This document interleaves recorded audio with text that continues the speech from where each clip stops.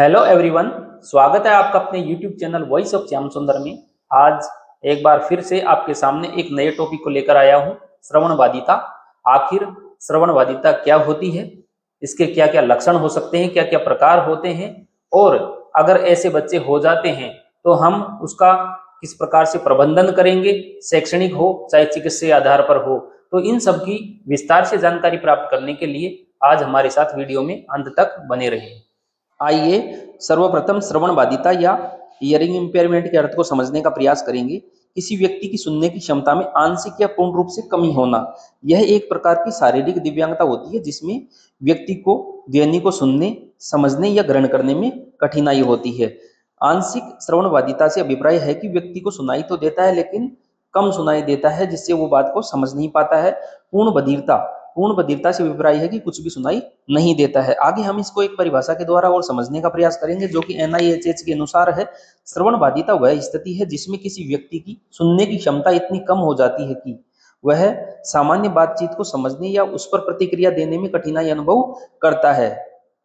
अर्थात व्यक्ति की जो सुनने की क्षमता है वो इतनी कम हो जाती है कि किसी बात को वो सही से सुन नहीं पाता है, समझ नहीं पाता है, और इसी के कारण प्रतिक्रिया भी व्यक्त नहीं कर पाता है। आगे इसके कुछ लक्षण हैं, लक्षणों के आधार पर हम समझने का प्रयास करेंगे कि इन बच्चों में कौन कौन से लक्षण पाए जाते हैं। जिसमें बार बार बात को दोहराने को कहना, यानी वो बात को समझ नहीं पाता इसलिए बात को दोहराने की बात करता है। धीरे बोलने या न सुन पाने की शिकायत करते रहना। टीवी या मोबाइल अगर बच्चा देखेगा तो तेज आवाज में देखेगा।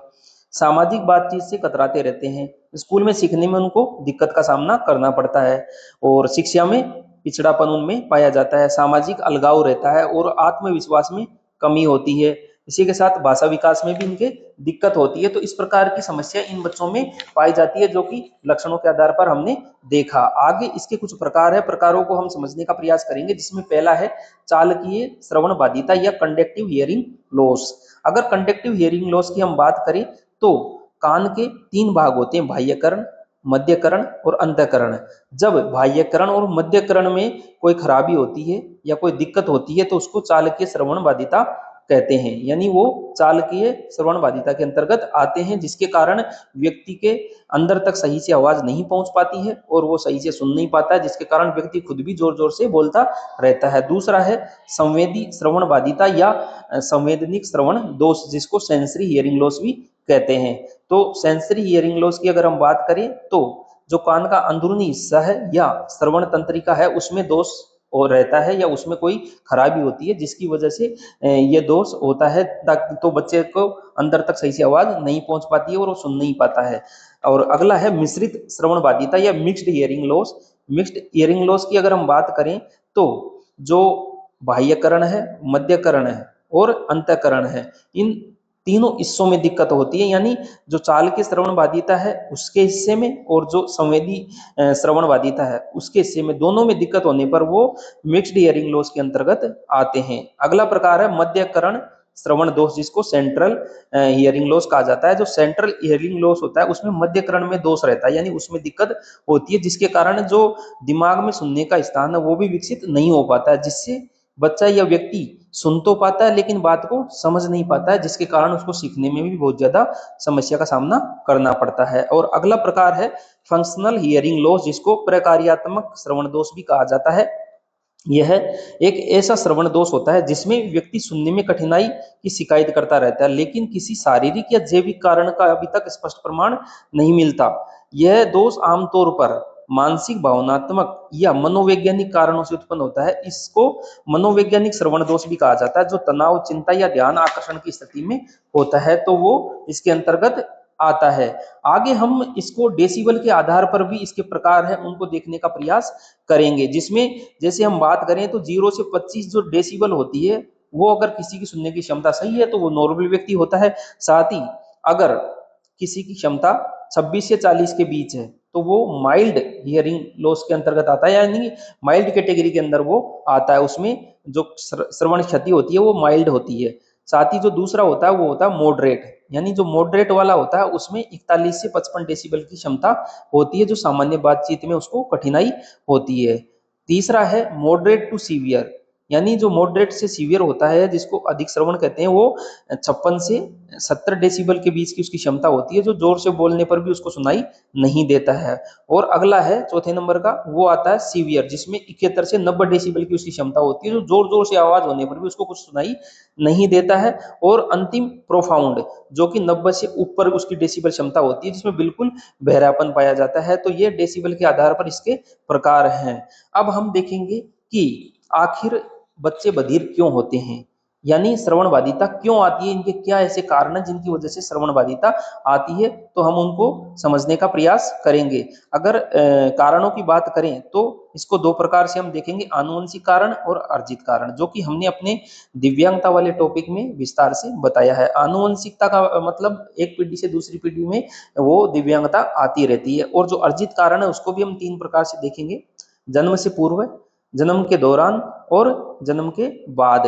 अगर जन्म के पूर्व की हम बात करें तो उसमें है निकट संबंधियों में विवाह।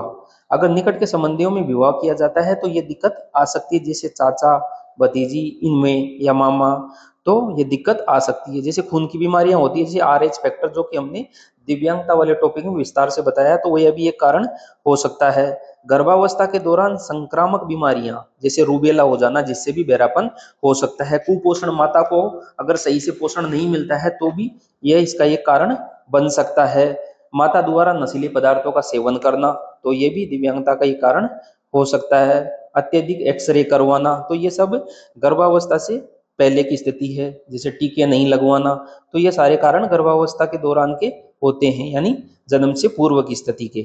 और जन्म के दौरान ऐसे क्या क्या कारण हो सकते हैं जिनकी वजह से भी ये दिक्कत हो सकती है, बधिरता आ सकती है। जैसे जन्म के समय ऑक्सीजन की कमी, बच्चे को ऑक्सीजन की कमी हो जाती है, तो जिसके कारण भी ये दिक्कत आती है। बच्चे का जन्म के समय नहीं रोना, बच्चा नहीं रोता है तो भी दिक्कत आ सकती है। या उसके वजन में कमी होना, या कोई सिर में चोट लग जाना, या पीलिया हो जाना, या दिमागी बुखार, ये इस प्रकार की दिक्कतें उस समय होती है, तो भी ये बच्चे में दिव्यांगता आ सकती है। और जन्म के बाद ऐसे कौन कौन से कारण हैं जिनको भी हम देखने का प्रयास करेंगे, जैसे प्री मैच्योर डिलीवरी, जिसको कहते हैं कि समय से पहले जन्म हो जाना, नाक कान चेहरे या गले में कोई विकृति हो जाना, या जन्म के तुरंत बाद पीलिया या तेज बुखार या मिर्गी के दौरे आ जाना, या कोई संक्रामक बीमारियां हो जाना।